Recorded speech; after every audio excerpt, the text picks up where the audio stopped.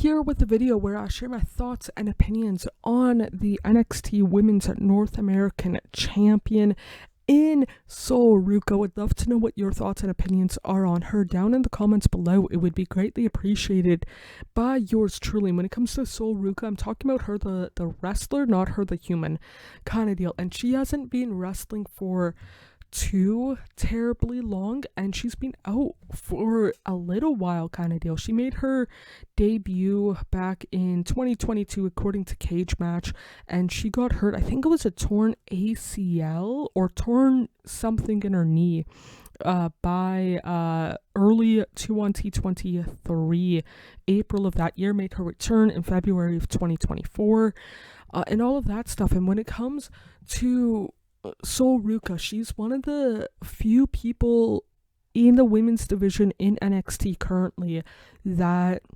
I genuinely believe could be one of the faces of WWE's women's division going forward. Like, it's her, Roxanne Perez is on the main roster kind of deal, and Jordynne Grace are the ones like I firmly believe could be like the future in some way, shape, or form, like the Bianca Belairs, Rhea Ripley's kind of deal. To different extent, Jordynne Grace out of those three. And when it comes to Seoul Ruca, she's one of those ones where, to my knowledge, she had no wrestling experience pre-WWE. Her entire professional career was within WWE. And what I mean, like, she wasn't like an amateur wrestler at some college or university kind of deal. Granted, she did do gymnastics, and there's some correlation, I think, outside looking in between the two of pro wrestling and gymnastics kind of deal. She has had